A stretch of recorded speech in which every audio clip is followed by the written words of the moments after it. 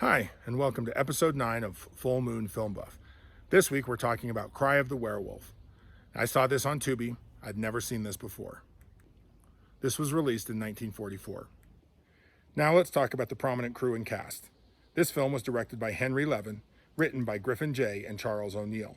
The cast includes Nina Folk as Princess Celeste Latour, Stephen Crane as Robert Bob Morris, Osa Masson as Elsa Chavez, Blanche Yurka as Bianca, and Barton McLean as Police Lieutenant Barry Lane. Nina Folk was just at the beginning of her career here. She would act on film, stage, and television. She also had a big impact as an acting instructor at USC and the American Film Institute. Stephen Crane only acted in 3 films. He's best known in Hollywood as a restaurateur, creating celebrity hotspots as well as national chains like Kontiki. Osa Masson is one of the group of foreign actresses Hollywood tapped to try to replicate the success of Greta Garbo. She had been trained as a photographer and editor. She has a lot more roles as a spy or villainous woman. This was one of the few times Barton McLean got to be on the right side of the law. He was typecast most of his career as a criminal, thug, and hard-nosed ruffian. Some tidbits and history. One interesting thing we can talk about is how much of the cast was not credited. The list I read is the entire credited cast. This wasn't unique to Cry of the Werewolf. The modern standard of a relatively long end credits scroll that lists everyone who did anything at all in making the movie did not really exist prior to the 1960s. Major cast and crew were credited in the opening credits, and the movie would typically just end with the end. This was part of the history of the Hollywood studio system. As various unions came to exert the combined influence of Hollywood's creative personnel, studios were required to credit more and more individuals. In fits and starts, studios began to move the credits to the end of films since they were getting longer. I approve of giving everyone who worked on a film credit for their work. This long credit scroll is also partially responsible for the birth of the post-credits scene, for which Marvel is most popularly known, and as a way to encourage audiences to watch the entire credits scroll. Here is my first unabashed, do not bother with this one. This is not a good movie. It's not enjoyable. It's boring and silly and not good. Let me be the one who takes the bullet here. I'll tell you about it, but don't waste your time. So let's discuss the synopsis. Tour guide Peter gives a macabre tour of the Latour Museum that is more sideshow than highbrow museum. It ends with the story of Marie Latour, a werewolf who killed her husband and fled into the swamps. Jan, the accented janitor who walks with a limp, asks Dr. Morris, the scientist of unknown specialization who runs the museum, if he can leave work early. Dr. Morris, who seems like a nice old man, says yes. Jan goes to a gypsy encampment and tells the gypsy princess, Celeste, that the doctor has almost found Maria's tomb. Next evening, Celeste sneaks into the museum and into a secret passage. Dr. Morris sends museum desk clerk employee Elsa Chavez to pick up his son from the airport. Dr. Morris asked his son to come home from his very important job in Washington, we assume that's D.C., and has one last thing to do to verify his discovery. Dr. Morris enters the same secret passage as Celeste. Peter hears Dr. Morris screams. He goes to investigate. Bob Morris, also a scientist of unknown specialization like his father, and Elsa arrive to find the museum empty. Morris the Elder's manuscript is burning in a fireplace. Bob doesn't consider that unusual, but Elsa puts out the fire anyway in an attempt to salvage Dr. Morris's research notes. The pair first find a catatonic Peter and then the body of Dr. Morris. The police are called. The cops find fingerprints from a female inside the secret passage. My youngest daughter justifiably asked how you can tell gender from fingerprints in 1944. You couldn't. So Elsa is their primary suspect. Oh, and Bob proposes to Elsa. Elsa thinks someone killed the doctor to stop his research. Bob casts a spell. Sorry, he does weird science to recover the information off of the burnt pages. Turns out his dad was close to finding the final tomb of Marie Latour. The cops clear Elsa since her fingerprints don't actually match those found. The cops figure out Jan is from Transylvania, like Elsa, which makes him a suspect for some reason. I mean, he is involved, but there's no reason for the cops to suspect him based on what they know. They follow him back to the gypsy camp. Celeste promises Jan he will be buried with their ancestors. Then she turns into a wolf, chases him down, and kills him. The police find Jan's body. The gypsies now become the primary suspects.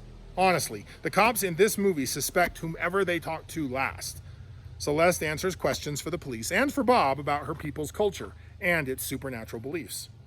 Bob thinks he can get more answers at the mortuary where the gypsies store their dead bodies for the 1 month a year when they actually perform burials. What exactly they did with those bodies before refrigeration was discovered is apparently only considered by me. Celeste catches him there and chases him in her wolf form before he can find anything out. After turning back to human form, she tries a little femme fatale seduction on Bob. Bob agrees to meet her at the camp. There, Celeste flirts with Bob aggressively. She is very attractive, but it's still a little surprising and concerning just how quickly Bob decides Celeste is just the best and could not possibly have been involved in the death of his father. Elsa, however, finds the love doll Celeste planted on Bob as part of her casting a spell on him. Elsa is still mad at Bob for even agreeing to meet with Celeste, which is probably fair. Back at the museum, things heat up. Turns out the tomb of Marie Latour was in the basement of the Latour mansion the whole time, just through the secret passage, which a lot of people have been through in this movie. Celeste shows up and first hypnotizes Elsa, calling her sister and threatening to turn Elsa into a werewolf too. Because if Celeste can't have Bob, well, then Elsa can't either. The cops run around with guns drawn. Elsa threatens Bob with a gun because she's under mind control. Bob tells Elsa to snap out of it. The cops shoot werewolf Celeste. Celeste dies. The end. So now let's talk about the werewolf lore. This is very different from the Wolfman in those movies. Here, being a werewolf is hereditary. It's under complete control of the person who has it. There's no trigger. They can turn back and forth when they want. There are no strengths and no weaknesses. You turn into an actual wolf, not a hybrid wolf creature. Very simple. So now let's talk about the themes of the movie. And the first one I want to talk about is scientists. This is a real common trope of early B-movie horror movies. The generic scientist of undetermined speciality who knows everything. Honestly, the way Hollywood wields the term scientist at this time period, they might as well mean wizard or shaman. Scientists know everything. They don't actually do experiments, although they might fiddle with a few glass bottles. But they've always just read an article that explains what's going on. They always believe their own eyes because they're scientists and you can trust what they have to say. It's really kind of funny and entertaining in a way. Next, let's talk about why bad werewolf movies like swamps. Both The Mad Monster and Cry of the Werewolf are set near swamps, but swamps aren't native habitats for wolves. Wolves aren't known from being from swamps. They do feel weird, they do feel exotic and other, and so that's probably it. What makes this even weirder is The Cry of the Werewolf is set near New Orleans, which has lots of swamps. There is a local, minority population, the Cajuns, but Cajuns and Gypsies don't have anything to do with each other. And then they mix in Transylvania, which doesn't have anything to do with all three. It's just a weird mix of stuff, which leads us to the final thing that we're going to talk about, which is the Romani. So both The Wolfman and Cry of the Werewolf reference the Romani, but The Wolfman, which is a much better film, gets at least some things right about the Romani. Cry of the Werewolf gets nothing right. They're wrong, almost impressively wrong.